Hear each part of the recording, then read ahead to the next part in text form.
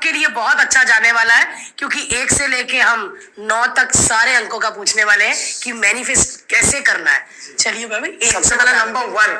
तो जो नंबर 1 है ये सूर्य का नंबर है और इनके पास ऑलरेडी तपन बहुत है, बहुत एनर्जी होती है इनके पास, और उस एनर्जी को इनको सिर्फ चैनलाइज करना आना चाहिए। सही तरीके से उस एनर्जी को इनको यूज करना आना चाहिए। तो ऐसे लोगों को ना हमेशा यूज करना चाहिए 5-5-5 टेक्निक। एक नंबर वालों को जी, आप अपनी कोई भी चीज जब मांगते हैं तो आप 5 टाइम्स मांगिए।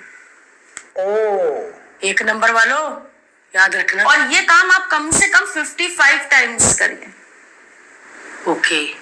जैसे कोई जरूरी नहीं है कि अब मैं आपको ये कहूं कि आप हनुमान जी के मंदिर जाइए और वहां जाके नारियल चढ़ाइए, ये कोई जरूरी नहीं है। आप जो भी कर रहे हैं, अगर आप कोई पूजा भी कर रहे हैं, आपने अगर अपने मन में कोई चीज सोच भी ली कि मुझे सपोज करिए अगले साल मेरा प्रमोशन हो जाए, तो आप दिन में कम से कम 5 बार उस चीज को बोलिए, 5 अलग अलग टाइम उस चीज को मांगिए कि मेरी ये चीज होनी चाहिए।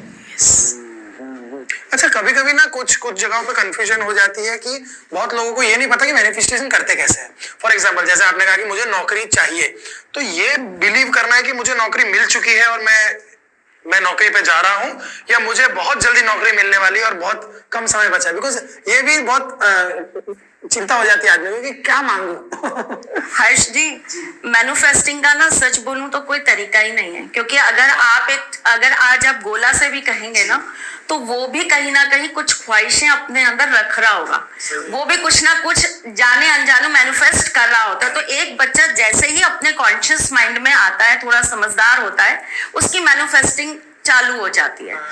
तो ठीक है, आप ये कुछ थेरेपीज कहती हैं, कुछ तरीके कहते हैं कि आप जो भी है ना वो पॉजिटिव वे में मांगे कि मेरे साथ ऐसा हो गया, मैंने ये पा लिया, मेरे पास 20 करोड़ आ गए, मैं इस लेवल पे सीईओ बन के बैठ गया, मेरी एक बहुत बड़ी कंपनी हो गई, मैं सबसे बड़ा यूट्यूबर हो गया, मेरे बिलियंस में फॉलोअर्स और सब्सक्राइबर्स हो गए। बहुत अच्छी बात है, लेकिन मेरा ऐसा अपना पर्सनल मानना है कि ईश्वर, आप किसी भी लैंग्वेज में बात कर लीजिए, कैसे भी कह लीजिए, आप टूटी फूटी भी बात कहिए, वो तो आप तो उनके लिए एक दिन के बच्चे जैसे हैं।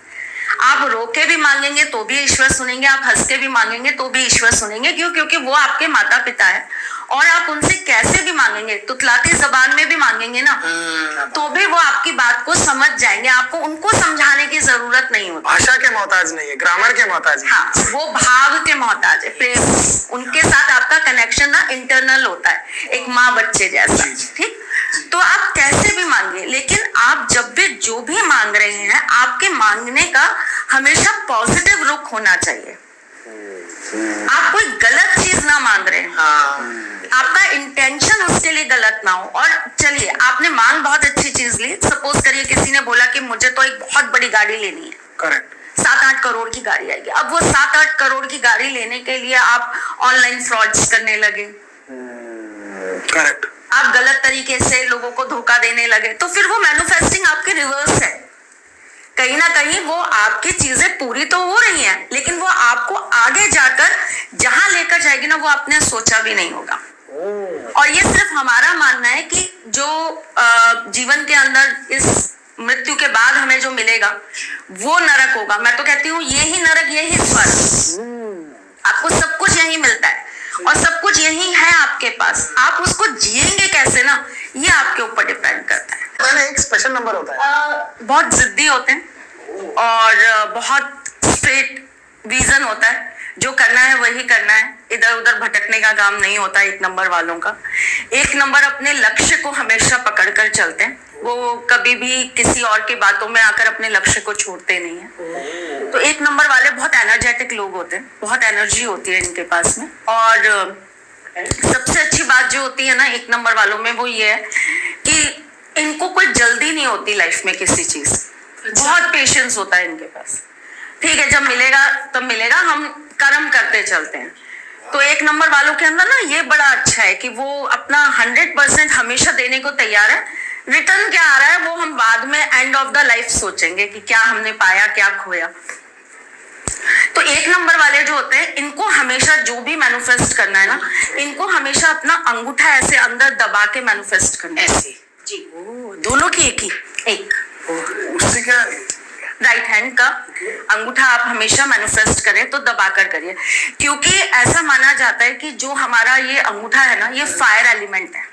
हमारी 5 उंगलियों के अंदर 5 तत्व हैं, जिससे हमारा सब कुछ बनता है, 5 तत्व हमारे।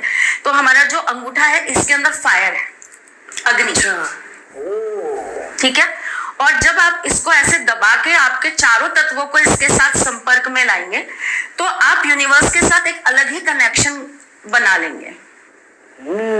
तो आप जब भी कुछ मैनिफेस्ट करें, आप हमेशा ये वाली टेक्निक 1 नंबर वाले। जी, आप कुछ विश भी कर रहे हैं ना, तो आप हमेशा कोशिश करें कि ये वाला आप मुद्रा रखें अपनी, अंगूठे हमेशा आपका अंदर की तरफ होना चाहिए। इसी एक मुद्रा के साथ एक दोनों हाथों के अंगूठों को अंदर करके और इनको ज्वाइन करके एक मुद्रा बनती है, जिसे हम मोहिनी मुद्रा भी कहते हैं। और ऐसा कहते हैं कि इस मोहिनी मुद्रा को अगर आप सुबह 3 बार और रात्रि में 3 बार अपनी विश बोलकर लगातार 9 दिन कर लेते हैं, तो आप जो भी मांगते हैं ना, यूनिवर्स आपको उसके लिए रास्ते खोल देता है। देखिए, मैं उन एस्ट्रोलॉजर्स में से बिल्कुल नहीं हूं जो ये कहेगा कि आपके साथ 100% ये होगा ही होगा। रीजन बीइंग, उसके पीछे आपकी बहुत सारी चीजें हैं। आपकी दिनचर्या कैसी है, आपका खान पान कैसा है। मैं नंबर 1 वाले को ये बोलूं और पता चले जी वो रात को दारू पी रहा है, चिकन खा रहा है और उसके बाद बैठ के मैनिफेस्ट कर रहा है, तो भाई कुछ नहीं होने वाला। वो भी मोहिनी मुद्रा में। और दारू पी के तो ध्यान भी नहीं लगता, बिल्कुल नहीं लगता। और दूसरी सबसे बड़ी बात यह है, सूर्य प्रधान लोगों को तो दारू और मांस मदिरा से वैसे ही दूर रहना चाहिए।